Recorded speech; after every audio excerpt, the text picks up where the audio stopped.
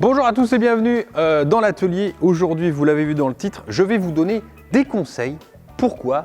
Pour acheter une voiture d'occasion. Alors ce sont mes conseils, vous en aurez aussi peut-être des différents. Alors au lieu de rager dans les commentaires et d'insulter tout le monde de tous les noms, calme-toi, fais-en part gentiment, ça sera bien plus efficace. Un petit peu de gentillesse avant les fêtes, ça fait pas de mal. J'ai décidé de faire cette vidéo parce que j'ai appris énormément de choses avec l'achat de cette merguez. Non, sans rigoler, avec l'achat et la remise en état complète de la voiture, j'ai appris plein de choses et surtout j'ai appris énormément de choses sur ce que j'aurais dû regarder avant de l'acheter. Tu vois ce que je veux dire? Parce que comme je l'ai toute démontée quasiment, tu vois, il y a des trucs, je me suis dit, putain, mais si j'avais su, si j'avais bien écouté, bien regardé, à pas grand chose, j'aurais pu le voir avant de l'acheter. Mais comme souvent on dit, il faut faire des erreurs dans la vie pour ne pas en refaire. Et pour commencer, on va se mettre au chaud dans le bureau parce que ça caille un petit peu ici.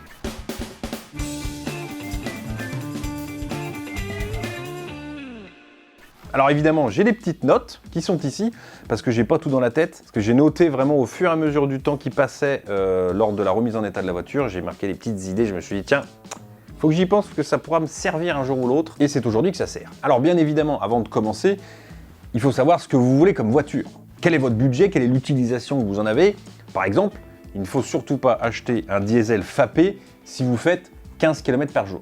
C'est une grosse erreur, c'est une énorme erreur qui va vous coûter cher. Mais sur cette partie, c'est vous qui décidez, on va pas tergiverser là-dessus. Bien surveiller le marché. Alors, ça fait un peu le gars sérieux.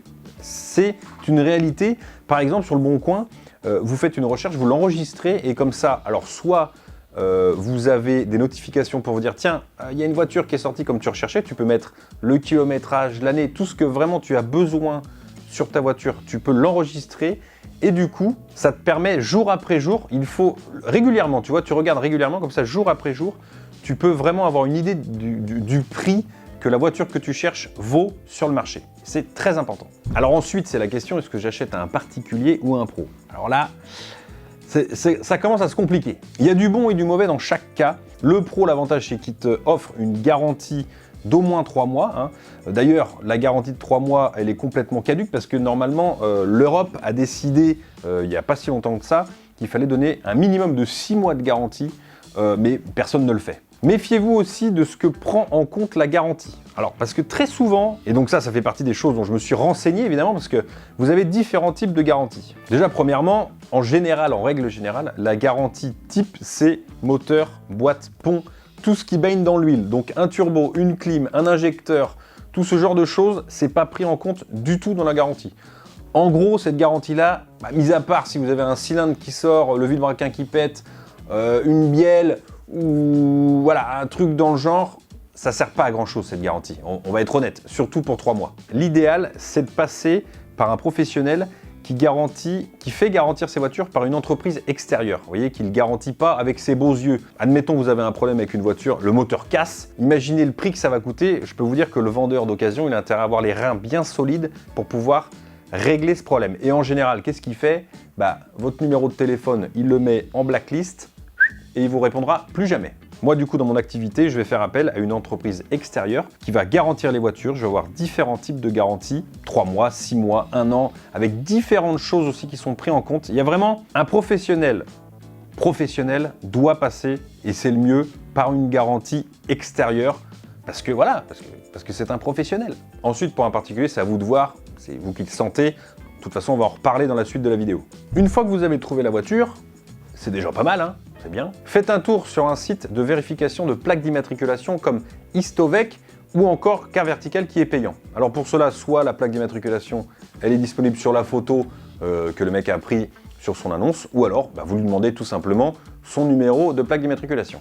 Vous commencez en premier lieu par faire la vérification sur le site Istovec parce qu'il est gratuit. Vous allez pouvoir savoir si la voiture est gagée, le nombre de propriétaires qu'elle a eu aussi, ça c'est très intéressant. Et si vous êtes intéressé par une voiture un petit peu plus craignos, tu vois, une voiture allemande par exemple, une BMW par exemple, une Mercedes, ou une voiture à l'étranger, en Suisse, en Allemagne, en Espagne, là tu peux utiliser Car Vertical, c'est payant mais ça te permet de savoir si la voiture a été volée dans d'autres pays que la France, et même tu peux savoir si le kilométrage a été modifié, ce qui arrive très souvent sur les voitures allemandes comme je te le disais.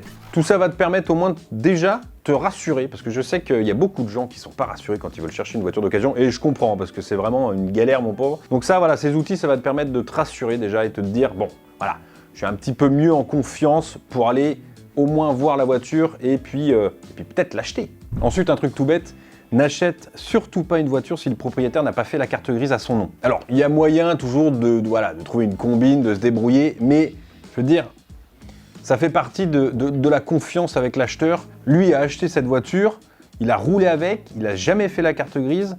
C'est quand même la moindre des choses de faire une carte grise si tu es quelqu'un d'honnête et que tu n'as pas envie que l'ancien propriétaire prenne tes amendes, tu vois. Ça montre un petit peu le sérieux du vendeur, comme dirait l'autre, donc évite. Ensuite, bien entendu, le suivi, l'entretien, c'est super important, évidemment. Vidange, distribution, tutti quanti, etc., etc. Maintenant, suivant la voiture que tu recherches, par exemple, si elle coûte 2-3 000 € et qu'elle a 180 000 km, tu peux pas t'attendre à avoir un suivi tamponné à chaque vidange par le concessionnaire. Tu comprends bien, même toi, tu le ferais pas. Évidemment, par contre, si elle est récente, tu peux exiger d'avoir un entretien vraiment régulier et tamponné en concession. Après, si l'entretien périodique n'a pas été suivi, ça peut te permettre aussi de négocier, tu vois, parce que c'est ça qui est bien dans l'occasion, c'est la négociation. Maintenant, si je peux te donner un conseil, entre une voiture pas chère, moins chère que le marché, en tout cas que tu as remarqué, pas entretenue, et une voiture un petit peu plus chère, mais entretenue un minimum, n'hésite pas une seule seconde. La deuxième option, c'est obligatoire. Voilà, il vaut mieux payer un petit peu plus cher. Je te promets que tu auras beaucoup moins de problèmes par la suite. Et pareil, il vaut mieux acheter un véhicule super entretenu avec 150 000 km plutôt qu'un qui a 100 000 et qui n'a aucun suivi. Ça, c'est pareil, c'est comme ça. Il n'y a pas de tergiversation. Tu fais comme je te dis, ok?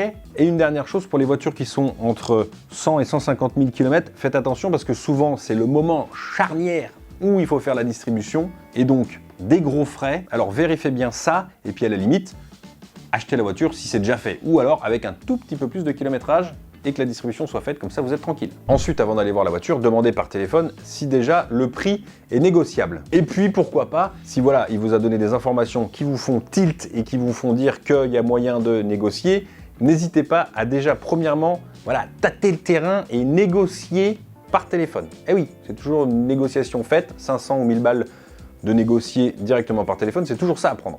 Et bien sûr, chose très importante pour éviter de vous déplacer pour rien, demandez s'il a tous les papiers. Carte grise à son nom, contrôle technique de moins de 6 mois et le certificat de non-gage.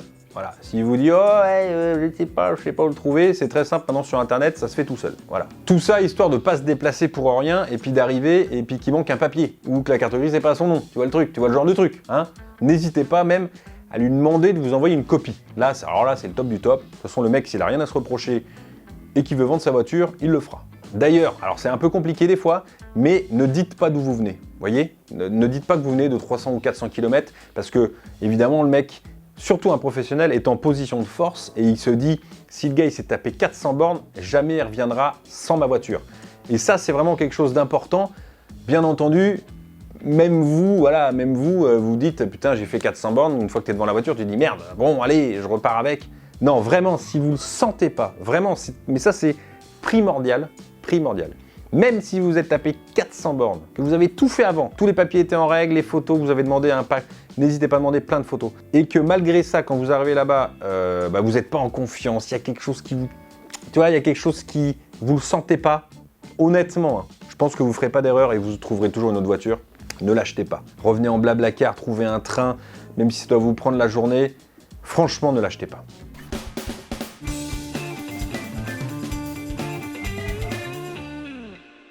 Alors une fois que vous êtes arrivé, c'est tout bête, mais vérifiez, faites le tour de la voiture et vérifiez avec le proprio qu'il n'ait rien oublié de vous dire. Genre une grosse rayure ou alors une hernie sur un pneu, quelque chose de voyant, un phare pété, qu'il aurait volontairement oublié.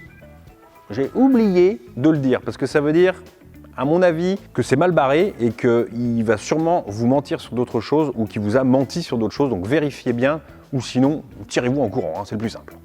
Alors il y a plusieurs choses à regarder évidemment sans forcément s'y connaître énormément en mécanique. Premièrement évidemment les pneus, savoir s'ils sont encore bons, hein, ça sera toujours, s'ils sont pas terribles et qui sont bientôt à changer, ça sera toujours une possibilité de négociation et ça c'est cool. Ensuite les plaquettes et les disques. Les disques c'est très simple, vous passez votre doigt, s'il y a une grosse bordure sur le disque, c'est pas très bon. Hein. S'il y a 1 ou 2 mm ça va, mais s'il y a 3-4 mm, c'est que les disques sont vraiment rincés. Et puis les plaquettes, c'est pareil. Les plaquettes, il faut qu'il y ait au moins un bon 5000 d'épaisseur, et je pense que vous êtes tranquille. Et chose très importante que j'ai failli oublier, munissez-vous d'une lumière, d'une petite lumière portative ou du flash de votre téléphone. Mais ça, c'est très important pour la suite des événements, pour vérifier de fond en comble si cette voiture n'a pas de problème. Alors ensuite, vous rentrez dans la voiture et bien évidemment, il faut la démarrer. Parce que déjà c'est un bon signe, si elle démarre, c'est déjà pas mal. Déjà de la démarrer, vous vous rendez compte si elle tourne rond, s'il y a des bruits voilà, des bruits. Même si on s'y connaît pas forcément en voiture, il y a quand même moyen de se dire, oula, mais attends, vous avez tous une voiture logiquement, sauf les jeunes conducteurs. Les jeunes conducteurs, évidemment, allez-y avec quelqu'un qui a déjà eu des voitures, c'est beaucoup mieux. Mais voilà, si le moteur tourne rond, s'il a démarré au quart de tour, déjà c'est bon signe. Vérifiez qu'il n'y ait pas de voyants allumés. Très souvent, vous avez des voyants allumés au démarrage, après ils s'éteignent. Et même des fois, voilà, quand elle est arrêtée, il y a un voyant qui s'allume parce que c'est le frein de parking ou un autre truc comme ça. Et chose très importante, parce que des fois on l'oublie, essayez tout, oui monsieur, tout, les vitres, les phares, les essuie-glaces, un essuie-glace arrière qui ne marche pas, ça peut être, mais un problème de faisceau de trucs, ça peut être vraiment quelque chose. Donc essayez tout, les essuie-glaces, la clim, bien entendu, le chauffage, bien entendu. Donc même si vous êtes en plein été qui fait extrêmement chaud, mettez le chauffage à fond, voir s'il marche. S'il fait extrêmement froid, mettez la clim, voir si elle fonctionne correctement. Une clim qui fonctionne, ça fait du froid. C'est pas, oh c'est tiède, non mais elle marche, mais bon là, faut le temps qu'elle démarre, faut le temps qu'elle chauffe et tout, la clim, que le moteur se mette en route. Non, arrête tes pipeaux Jean-Marc, c'est pas comme ça que ça marche. Une clim, ça marche, ça doit être froid, voilà, très froid. Si c'est pas très froid, bon voilà, c'est peut-être que ça fait longtemps qu'elle n'a pas été remplie, mais méfiez-vous parce que c'est pareil, la clim, ça peut être un problème vraiment casse-couille. Vérifiez bien entendu aussi les sièges électriques s'ils fonctionnent, même s'ils ne sont pas électriques, vérifiez qu'ils avancent et qu'ils reculent, hein, parce que c'est important quand même. Vérifiez la bonne fixation, toi qui ne bouge pas un peu trop, comme sur la 605. Vérifiez toutes les petites options, par exemple les sièges chauffants, savoir s'ils fonctionnent bien. Les sièges chauffants, même s'ils ne marchent pas, c'est une vieille voiture par exemple, s'en ficher. C'est toujours un petit, tu vois, petite négociation possible. Vérifiez l'autoradio aussi, c'est important, l'autoradio, il faut que ça fonctionne. Vérifiez les plafonniers. Vérifiez, parce que des fois on ne s'en rend pas compte sur le moment. Bon là tu l'as vu, il est dégueulasse. Vérifiez le ciel d'auto aussi, si c'est pas décollé, parce que ça c'est une vraie galère aussi. Le klaxon, ça fonctionne. Et puis vérifie l'état global de l'intérieur, d'accord? Vérifie qu'il n'y ait pas des... Il y a certaines voitures où les tableaux de bord se décollent, tu vois par exemple, ça c'est extrêmement chiant après. Et évidemment que la voiture soit propre. Si le mec déjà, il a fait l'effort de nettoyer sa voiture pour te la vendre, c'est pas forcément qu'il y a un loup, c'est que voilà, il vend sa voiture, le monsieur vend sa voiture, il a fait un petit effort, voilà, pour évidemment pour vendre sa voiture. Et dernière chose importante, passe les vitesses, tu embrayes, tu vois, si ça te paraît correct, si c'est pas trop dur, si c'est pas trop mou, s'il n'y a pas de gros bruit, tu vois, tu passes les vitesses. Voilà, évidemment. Je veux dire, logique, non? Et bien entendu, tu ouvres le capot moteur, hein, ça te paraît logique, mais je te le dis quand même. Hop, tu ouvres, fais pas attention, les vérins sont morts, il n'y a pas de problème. Évidemment, tu l'ouvres quand il tourne, tant qu'à faire, c'est mieux, même si tu vois, t'entends mal, mais c'est tant pis pour toi. Tu laisses le moteur tourner, tant qu'à faire, tu vois, et puis tu jettes un coup d'œil, tu regardes, tu prends ta petite lumière et tu jettes un coup d'œil. S'il n'y a pas au fond, tu vois, des grosses fuites, sur les vieux moteurs, tu as toujours des petites fuites, hein, un petit peu de gras, voilà, il n'y a pas de souci. Tu vérifies que la distribution a bien été faite, en général c'est marqué, la vidange aussi, tu vérifies le niveau du liquide de refroidissement, tu ouvres le bouchon d'huile et tu vérifies qu'il n'y ait pas de mayonnaise. Alors la mayonnaise c'est quoi? C'est pas le mec qui a mis de la mayonnaise dedans, hein, n'aie pas peur. Mais ça peut être signe de joint de culasse si tu as de l'eau qui s'est mis, qui est passée dans l'huile ou vice versa, et ça te met, évidemment, ça te fait une espèce de mayonnaise autour du bouchon, le bouchon d'huile.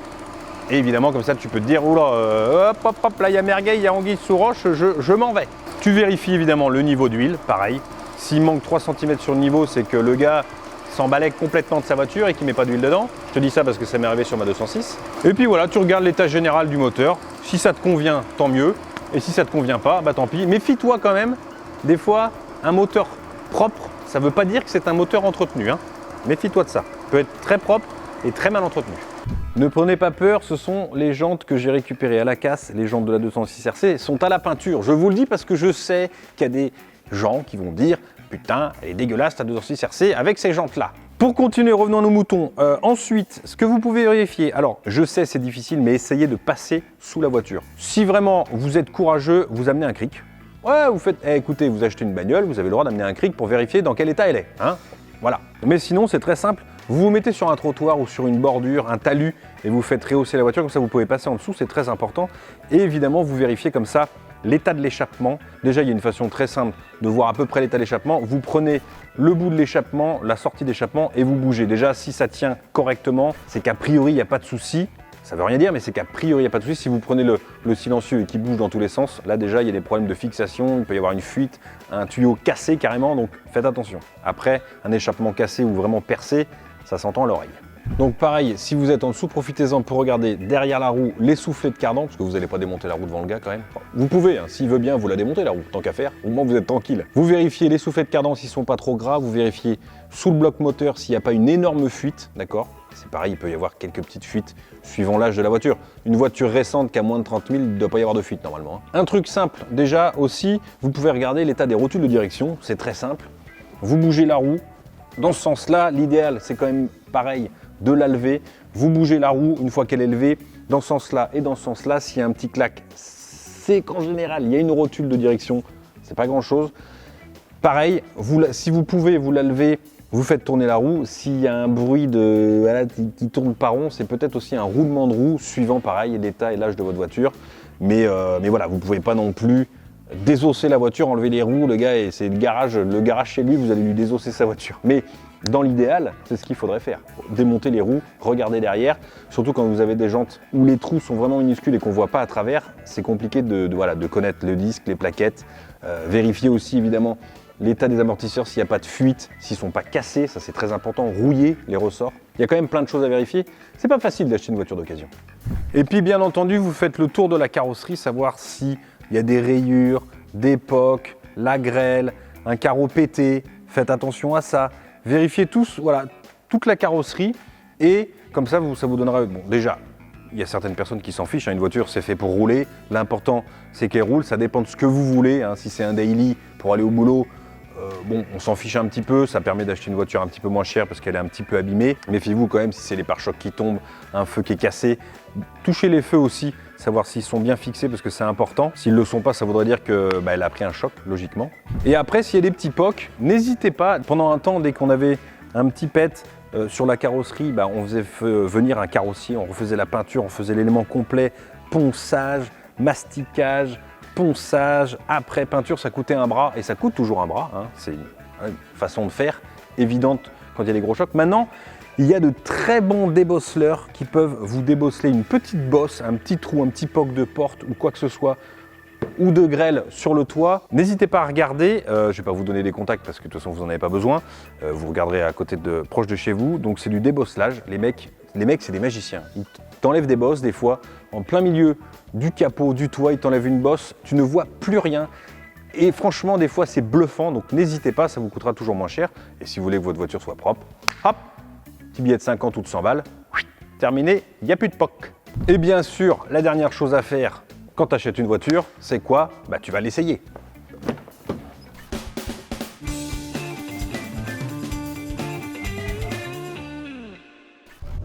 Alors bien entendu, c'est primordial, j'ai envie de dire, tu fais un tour avec la voiture, hein. Je pense que ça te paraît tellement logique. L'idéal, c'est c'est impossible, hein, en réalité, on dit dans l'idéal, mais bon, c'est d'essayer de, pas toutes sortes de routes, mais l'idéal, c'est de rouler vraiment, je redis l'idéal, arrête de dire l'idéal, c'est bon, on a compris. C'est de rouler à toutes les vitesses surtout, tu vois, à 50, à 90 et à 130. Comme ça, tu sais s'il y a des bruits de vent, des bruits de roulement, vraiment différents, distincts, suivant la vitesse. Évidemment, tu vérifies si elle a la direction assistée, tu vérifies si la climatisation... Putain, je vais pas y arriver avec cette climatisation. La direction, on a dit, si la je vais pas y arriver. Si la direction assistée fonctionne bien, tu vois, ça peut être... faut vraiment que ça tourne tranquille. Toi-même, sur ma vieille 605, elle tourne vraiment super bien. Ensuite, évidemment, la pédale d'embrayage, tu regardes si les vitesses passent correctement sans forcer. Très important aussi, la marche arrière. Souvent, la marche arrière qui déconne. Pareil, tu essaies de mettre toutes les vitesses. 3, 4, 5, 6, 7, 8, 9, ça dépend combien tu as de vitesse sur ta voiture. En boîte auto, c'est pareil, hein, tu roules. T'écoutes, tout simplement. Alors, t'essayes qu'il n'y ait pas... parce que si le mec, il a laissé sa caisse à outils derrière, forcément, ça va faire du bruit. Hein, c'est relou. Mais voilà, écoute, tu roules. Si l'autre, il cause à côté, tu lui dis, écoute, Jean-Michel, ferme-la, je suis en train d'écouter. D'accord? Et puis, t'écoutes. Tu roules, tu passes les vitesses. Tu lâches le volant, tu vois si elle tire à droite, à gauche, si le volant est de travers. Que te dire de plus? Pareil, tu continues, tu vérifies ton inspection, tu regardes si tout fonctionne bien, les commandes au volant pour l'autoradio, le GPS, s'il y a un GPS, c'est important. Ça, tu le fais évidemment quand tu es arrêté, c'est important de voir si tout fonctionne bien sur le GPS. Très important même. Et tu tires un petit peu dedans. Voilà, tu regardes si ça marche. Tu essayes quand même de rouler, de faire, allez, 5-10 km, ça serait bien. Et puis tu prends des routes un petit peu merdiques de campagne, tu vois si c'est pas trop un bateau, hein, forcément. S'il tient la route, tu fais pas le Fangio parce que l'autre il va prendre peur et puis il voudra pas te la vendre, évidemment. Mais voilà, en gros, ce qu'il faut faire, voilà, quand tu l'as dans les mains, tu vérifies. Évidemment, n'hésite pas, hein, si tu as d'autres conseils, si tu as des conseils à donner, n'hésite pas à les mettre en commentaire.